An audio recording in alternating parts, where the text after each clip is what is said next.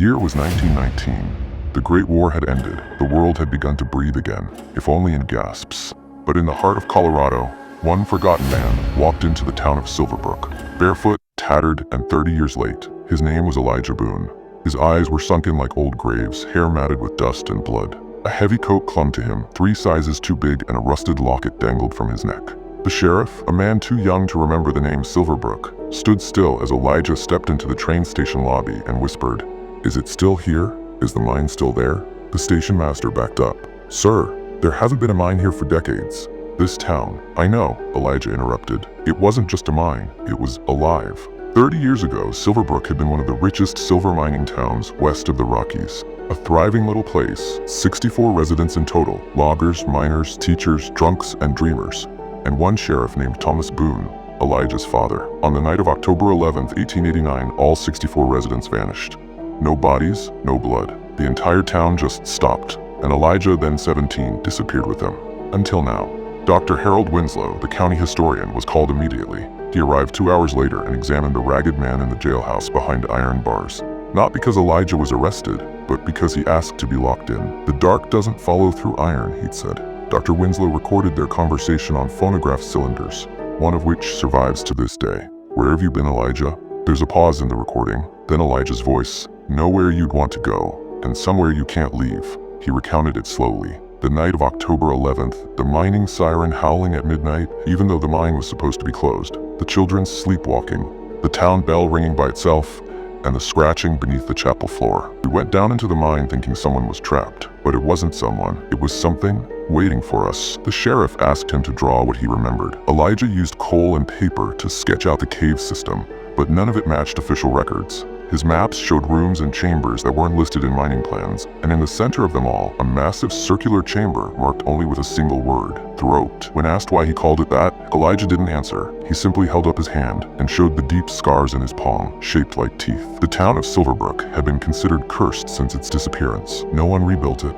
The land was bought and sold by a dozen different companies, but none stayed. Equipment vanished. Workers reported voices at night. Foundations cracked within weeks. By 1919, it was just a burned map. But Elijah remembered, and he wanted to go back. He claimed the others were still down there, alive in a way, he said. Trapped in time, feeding it. Elijah was transferred to St. Mary's Asylum in Denver the following week. That's where the story should have ended. But on the night of December 3rd, 1919, the asylum caught fire. 17 patients were injured. Elijah Boone disappeared. Again, the only clue was a charcoal drawing found scorched into the wall of his room. A jagged black tunnel leading downward, and 64 stick figures drawn at the bottom. One was circled in red. Above it, the words, "I told them not to eat." December 1919.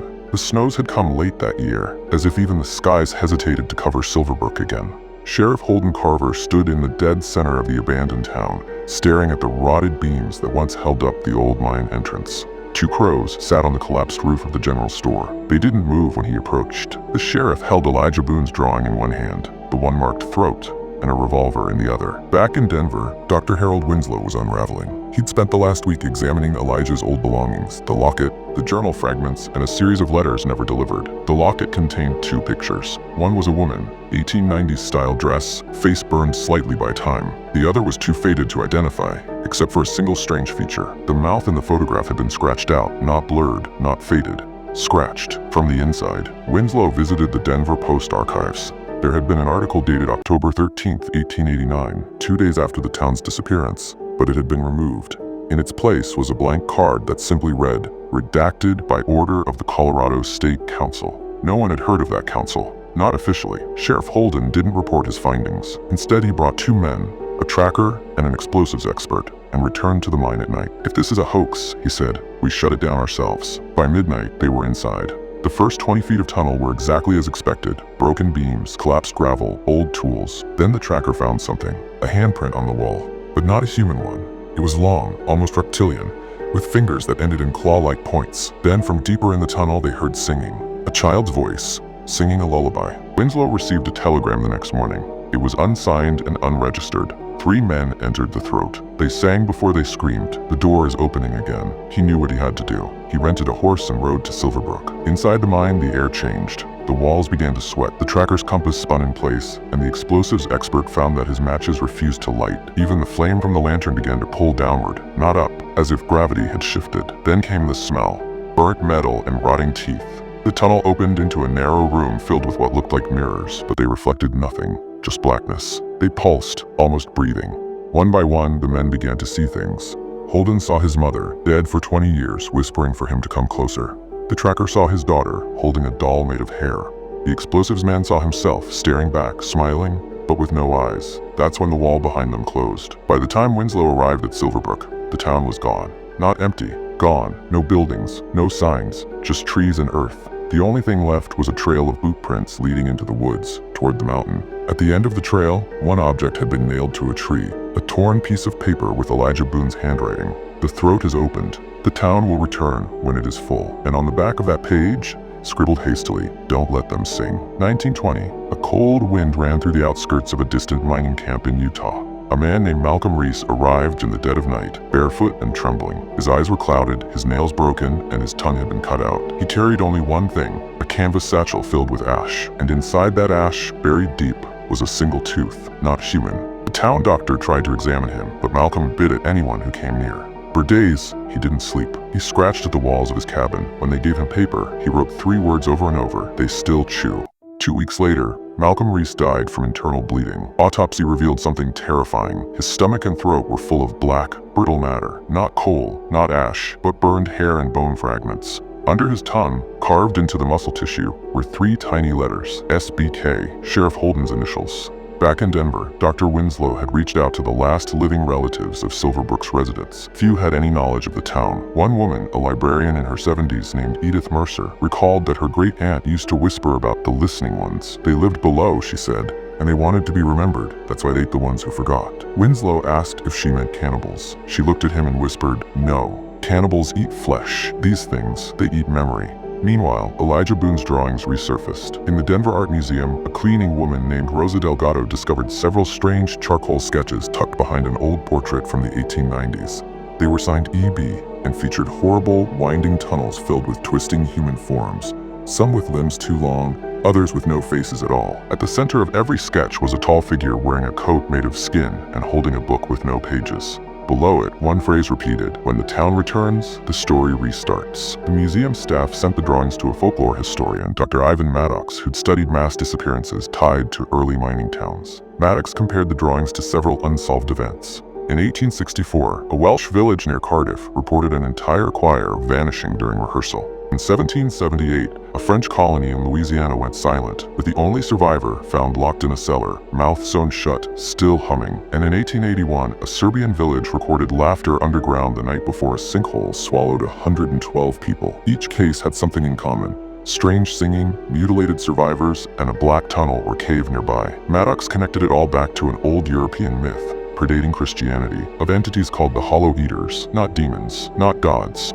Living echoes that devour places where too many lies are told, where trauma hides, where stories are buried alive. Back in Silverbrook, or what remained of it, campers began reporting strange activity near the ruins. Lights moving underground, chimes in the trees, a thick smell of oil and ash on nights with no wind. And then, the disappearances began again. One family went missing in March, their camp found untouched, but their food half chewed, and all photographs scorched. A boy disappeared in May. His shoes were found in the center of a perfect circle of stones. His dog was still there, barking upward into nothing.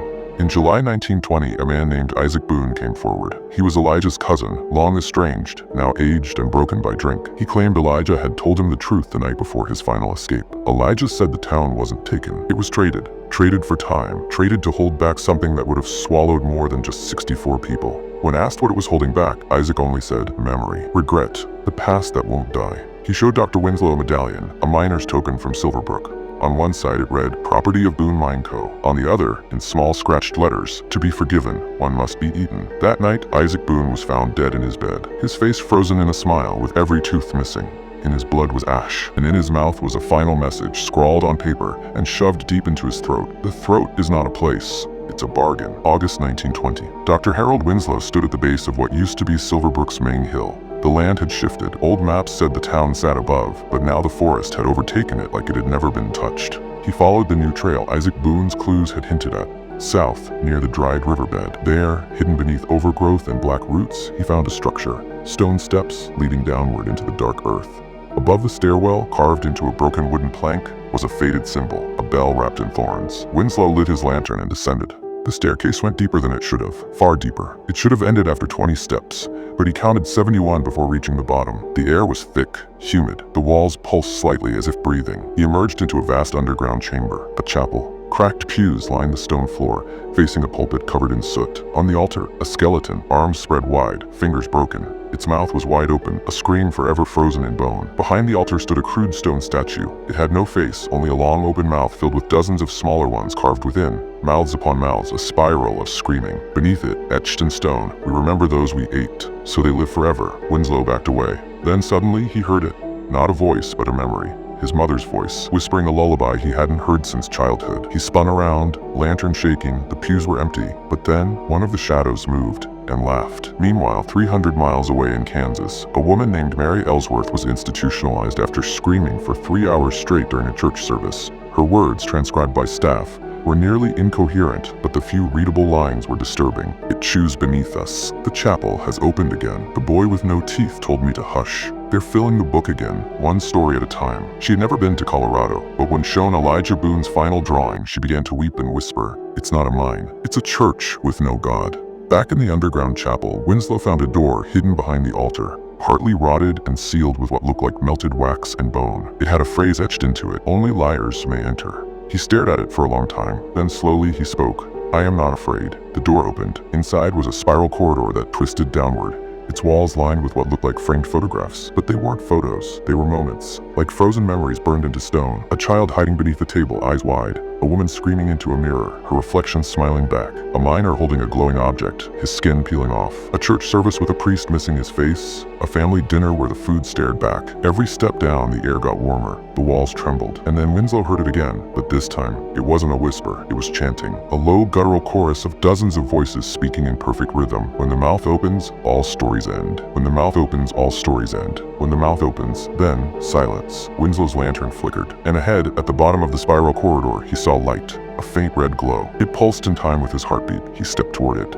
Suddenly the walls screamed. Every photograph blinked, and Winslow passed out. He awoke hours later, back in Denver. No memory of how he got there. In his coat pocket was a new page. Elijah Boone's handwriting. It read, "The throat is deeper now. The chapel remembers you." And on the back, scrawled in blood, "Tell no one who sings." By September 1920, the word Silverbrook had spread. Whispers turned to fear. Historians exchanged letters in code. Superstitious ranchers moved their families out of nearby towns.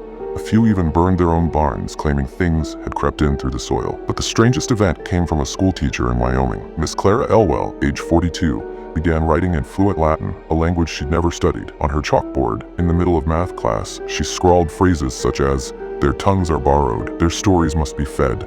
The chapel breathes under every lie." Parents panicked. The school closed for a month.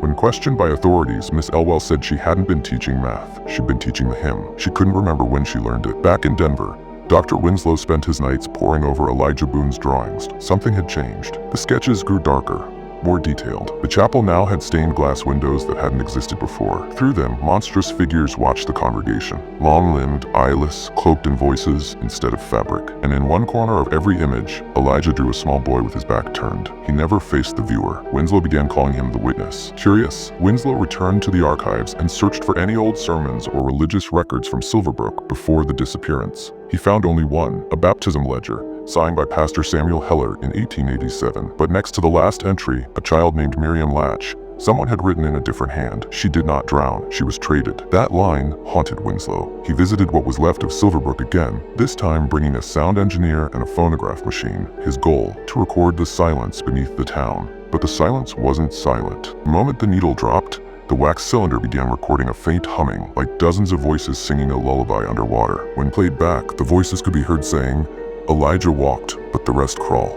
That night, the sound engineer vanished. His tent was still pitched. His recorder was found running, but the wax inside had melted into a spiral. There were no footprints, no signs of struggle. Only a drawing, carved into a nearby tree with fingernails, a mouth with stairs inside. Meanwhile, in a small Oklahoma town, 3 children were found digging beneath their schoolhouse using spoons. When asked why, they all gave the same answer. The bell rang underground. When shown images of Silverbrook's chapel, they nodded silently, then began screaming in unison, blood vessels bursting in their eyes. One of them muttered as she was carried away, "The witness is coming. He remembers you."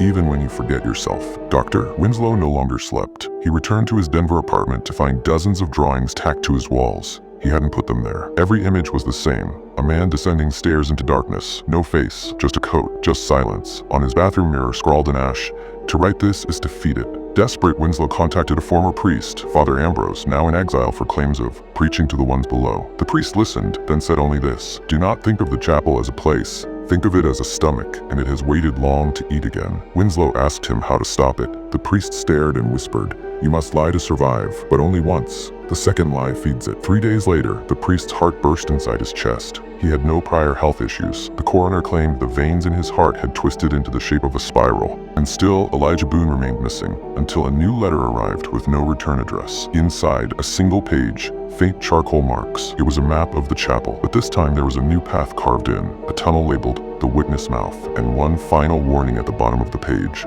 "If you see him, don't speak. He doesn't like remembering what he is." October 1920. The air in Denver turned cold early that year, but inside Dr. Winslow's apartment, the temperature never rose. He'd stopped lighting fires. Shadows stretched too long when the flames danced. He had pinned Elijah Boone's map across one wall. He studied it daily, tracing the tunnel marked the Witness Mouth. But now, something new was happening. Every night at exactly 3:11 a.m., he awoke to a noise in the hallway. Not footsteps, breathing, wet, deliberate, just beyond the door. On the morning of October 11th, the 31st anniversary of the Silverbrook disappearance, Winslow made his decision. He would return to the town alone. He brought only a lantern, Elijah's map, a revolver with one bullet, and a phonograph to record everything. He left a note in his apartment: "If I don't return, don't look for me. But if you hear humming, burn this place down." He arrived at Silverbrook just after sunset. The trees leaned differently. They faced him now.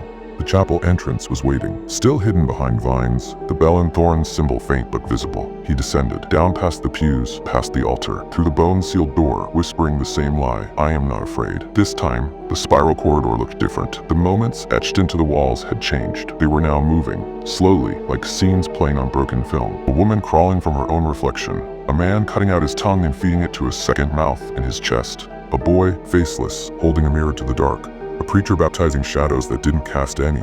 And at the end of the corridor, the new tunnel, the Witness Mouth. It yawned open, red stone walls pulsing like flesh. Winslow entered. It wasn't a tunnel, it was a throat. Warm, wet, breathing. He moved forward, every step squelching beneath his boots. After 7 minutes of walking, his lantern flickered, not from wind but from breath. Then he saw it. The witness. It stood 10 feet tall, dressed in a ragged black coat stitched from hundreds of small mouths. Its head was wrapped in cloth, but there was no face beneath. Just emptiness. A void. The mouths on its coat whispered in unison, "Tell me what happened." Winslow stood still. His hands trembled. The voices hissed louder. "Tell me what happened." He opened his mouth to lie, to say nothing happened, that Silverbrook never existed. But something inside him broke. He spoke the truth, every word. The witness listened and wept.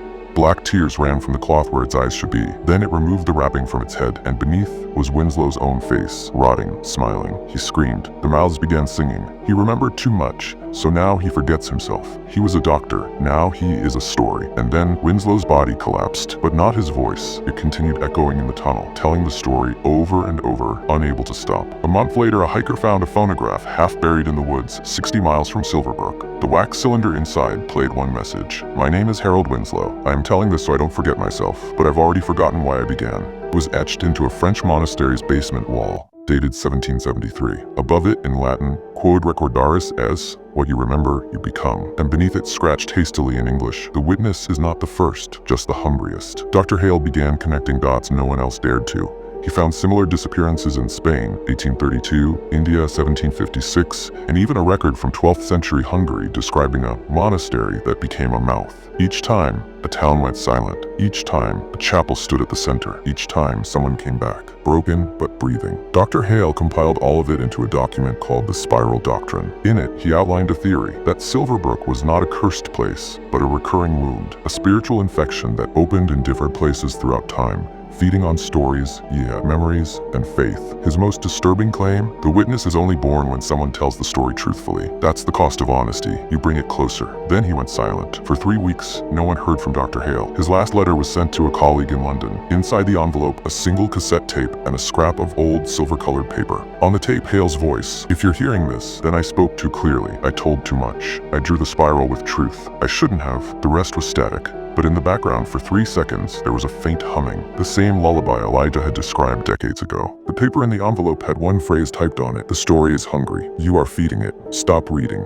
By summer, new sightings were reported. People in remote parts of Oregon and Nevada described a man in a black coat with no face. He was always standing near closed churches or abandoned towns or collapsed mines. That same week, a librarian in Boston tore a page from a medical journal and ate it in front of her coworkers. Before she was restrained, she repeated a phrase in perfect unison with herself: "The witness saw me. I saw him back." To this day, no record of Harold Winslow's death exists, but Elijah Boone's journal, locked in an archive under seal, ends with a single entry. "The chapel wants voices, not prayers, just stories. It digests them slowly. That's why I stopped writing." Spring 1921. Across 5 states, 8 people went missing within a single week.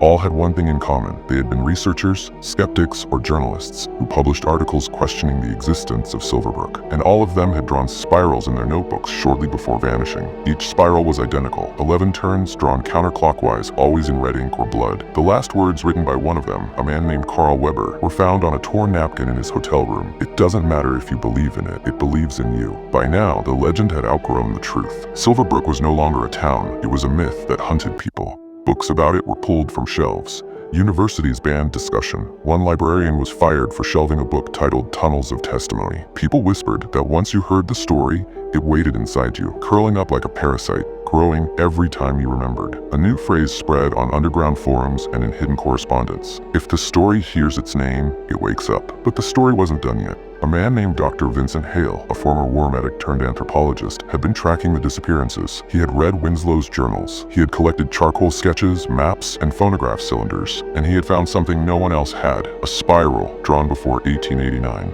He never moved, but he always appeared after someone told a certain story. One about a town and a chapel and a boy who came back alone. Churches in rural Colorado began locking their doors. Ministers whispered that their prayers echoed back in unfamiliar voices. And in a desert graveyard outside El Paso, a freshly dug plot was discovered. The tombstone read, "Elijah Boone, 1872, and still listening." In the final pages of Hale's notes, hastily scribbled and marked with coffee stains, he wrote one last chilling thought: "This is not about a town, it's about a pattern. The spiral isn't a shape, it's a trap for attention, memory, belief. If you're still reading this, you're walking it." That page is missing from the official archive. It was replaced with a handwritten note in black ink: "The witness sees you now, H.W." In a sleepy northern Nevada town called Orchard's Rest, a little girl named Clara began singing a lullaby no one had taught her. It went, "Down in the dark where the silence grows, 64 voices nobody knows. Ring the bell. The chapel sighs, feed the mouth with truth and lies." Her parents thought it was harmless, just a child's imagination, until Clara woke up one night and asked,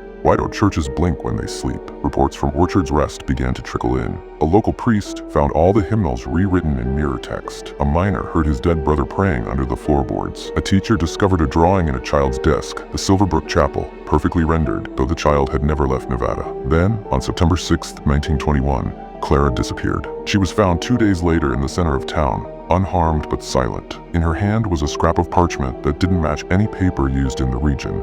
Its edges were frayed like it had been buried for a century. On it, written in a child's handwriting, "The story likes me." I listened quietly. When asked where she'd been, Clara only said, "I met the man with no face. He let me hung." That same week, Elijah Boone's locket, presumed lost during the asylum fire, arrived in a plain envelope at a Denver post office. No return address, no postage stamp. Inside the locket was a photo never seen before. A group of children standing outside the chapel, but the chapel looked new, untouched by time. And among the children standing in the middle was Clara. The photo was dated 1889. Federal investigators were finally called in. They attempted to trace Elijah's last steps using Winslow's phonograph recordings, Dr. Hale's maps, and the cryptic messages that continued surfacing across the region. But something strange happened. Every person assigned to the investigation either went silent, resigned abruptly, or began reporting impossible dreams. Dreams of staircases made of teeth, of bells growing from soil, of mirrors that screamed when touched. Their final report was stamped, classified, cultural contagion risk, do not disseminate. Meanwhile, in Orchard's Rest, a new chapel appeared. No one built it. It stood at the edge of town one morning as if it had grown there overnight. A white bell tower, twisted like melted wax. No doors, no windows,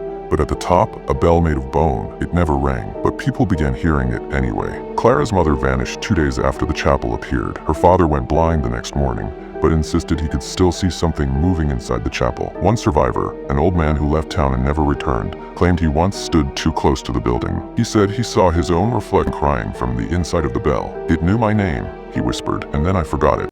By winter, Orchard's rest was empty. No explanation. Just 312 toothbrushes still in their holders, beds still made, breakfasts left half-eaten, and in the chapel, now hollowed by time, authorities found a single item, the music box. When wound, it played Clara's lullaby, though no mechanism inside explained how it worked. Audio recordings of the tune were sent to researchers in Boston. 3 members of the sound lab resigned after listening. One left behind a note. It's not music, it's remembering us. Every time it plays, it listens a little harder. That music box was quietly sealed in lead and locked in a warehouse in DC. But rumors say it still hums, even through the metal. And some nights, warehouse guards claim they hear a second voice hum along, slower, lower, and coming from inside their own chest. On the back of the music box, scratched into the brass, are 4 words. This is only chapter 1. By 1922, 3 different towns had gone silent. None were near Silverbrook. None shared names, but all had identical chapels appear within their borders, without construction records, blueprints, or permits. Each chapel bore a bell, twisted, bone-white, silent, and each town reported strange phenomena in the days before silence fell. In Marrow Creek, Wyoming, the river reversed direction for 11 minutes. All birds flew in perfect circles over the chapel,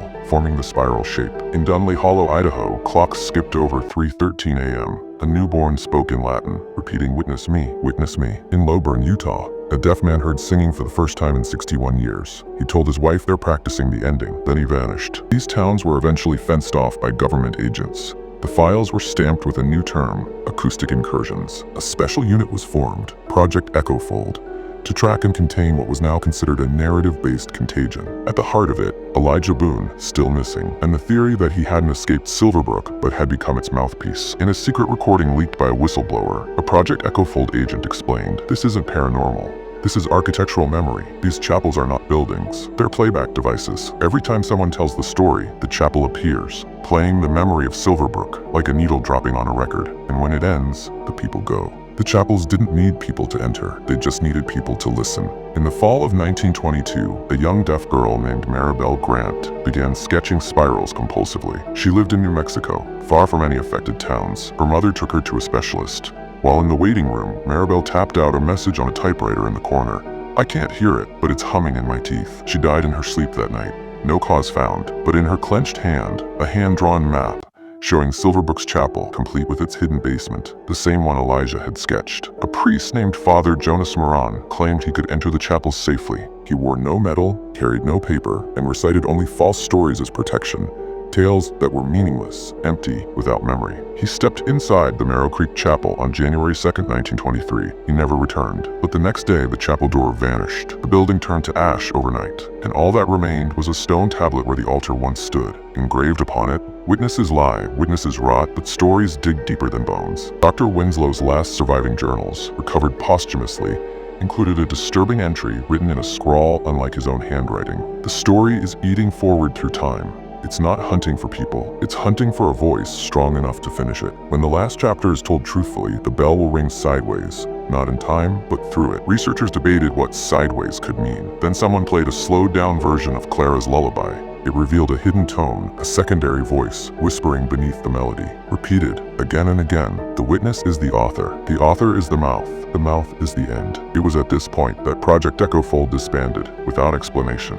Some say the final memo included only 5 words. "We've already heard too much." Others claim the bell rang that night, not in the chapel, but in the dreams of 64 people, all unrelated, all across the world. Each of them woke screaming the same phrase, "It's almost full." And now, across the western United States, sightings of a figure have surged. A tall man with no eyes, standing backwards, a chapel on his back like a shell, humming something that no one remembers but everyone fears. They say if you see him and you know the story, you become the next page. In the year 1965, nearly half a century after Elijah Boone first returned, a final piece of the puzzle surfaced. A small town librarian in Clifton, Oregon, named Irene Bell, discovered a box wedged behind a false wall in the church archives. Inside were a set of brittle wax cylinders labeled Boone Final Entry, a single page titled Witness Log 64, and a mirror so old its glass had faded to black. Irene played the cylinders on an antique phonograph. Elijah Boone's voice came through, slower, more fragile than ever. "They told me the story couldn't end, but it's not true.